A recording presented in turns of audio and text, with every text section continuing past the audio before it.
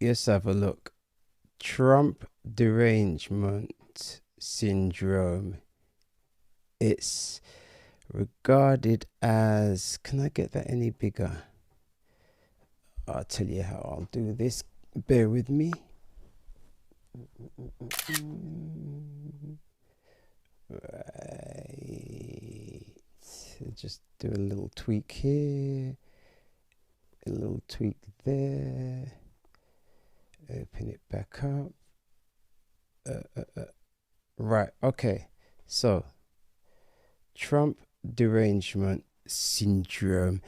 Trump Derangement Syndrome, also known as TDS, is a pejorative term, usually for criticism or negative reactions to former United States President Donald Trump that are perceived to be irrational and to have little regards towards Trump's actual policy positions or actions undertaken by his administration.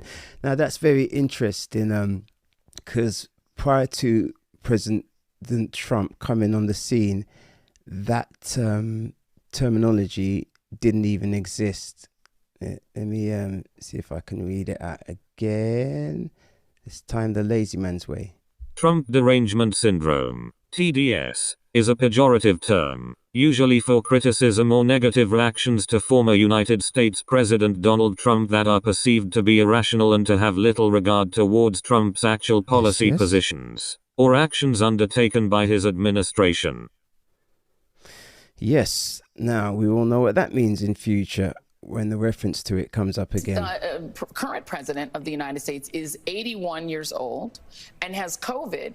Should he be fined? Oh, my goodness. Now, this young lady in the pink and the blonde hair, she has a lot to answer for. She's full-time on the derangement campaign. Couple of days.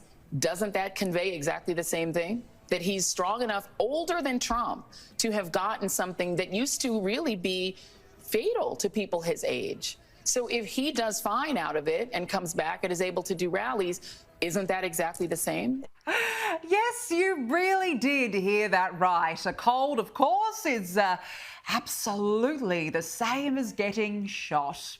And that was the moment Joy Reid sunk so low into the realms of insanity. Now to our friends over at The View, specifically Whoopi Goldberg, or Poopy Goldberg, as she's now known. I have poopy days all the time. Okay. Well, she is back in the habit of Trump alarmism. It's up to each and every person in this audience to make sure you get out there and vote. And no, you can't lay by the wayside and say, I'm going to let somebody else do it. You know what? I was always a big fan of hers, And since Donald Trump came around and I've watched The View, I used to watch it a lot. It just became so one-sided. I mean, okay, Fox is far to that side. View is so far to the other side. If they're not careful, they're going to come full circle, past the people on the right and then up back on the left again. So, yeah, somebody commented that they act based on emotion, not facts. So that's an explanation, and it's part of the human condition. Because this requires you recognizing that we're all in danger here.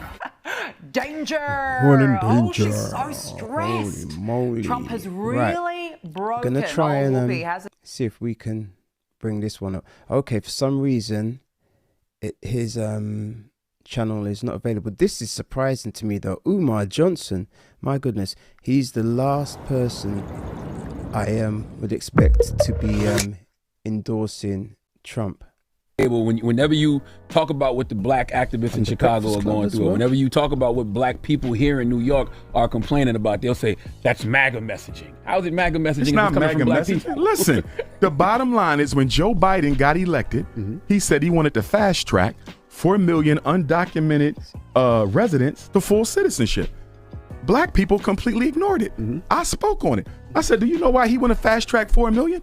Because he know he's not going to do nothing for us. We ain't going to be motivated to vote for him in November. So what he's going to do is have these migrants already set up with citizenship so they can replace the black vote that he loses. The migrants are being put in our communities on purpose, New York and Chicago on purpose, because they are what? The two blackest cities in America. They're the two largest cities in America. They're the two most politically conscious black communities in America. So if we can wash out the black with the brown in New York, if we can wash out the black with the brown in Chicago, Philly don't stand a chance. Atlanta don't stand a chance. LA, Houston, Dallas, Detroit, Chicago don't stand a chance. The migrants are here for 3 reasons. Replace us at the polls, replace us at the low-end industry jobs, right? See, when Donald Trump said during the debate that Joe Biden is taking black jobs and giving them to migrants, he was correct. Although he didn't say it because he cared about us, but he's right. When people say, what do you mean by black jobs? Get out your bougie feelings and deal with the reality. 1/3 of black men have a felony.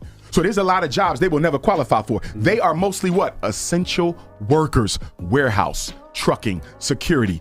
And a lot of those jobs are going to who? The migrants. So that's what he meant by black jobs. We got to stop being so sensitive and look at the reality of it. I was reading a report the other day. They said the Latinos taking over the construction jobs. They taking them over.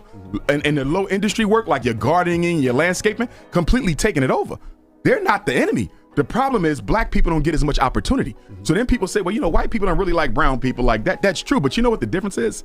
They don't have the burden of accountability with them that they have with us. We built the country. So every time they look at us to deal with us, the bottom line is y'all brought them here and they built y'all into what y'all are. They don't have to say that to the Venezuelans. They don't have to say that to the Colombians. They don't have to say that to the Mexicans. So although they don't like brown, they will much rather deal with them than the black, because with the black, there is a white man's burden that you owe them.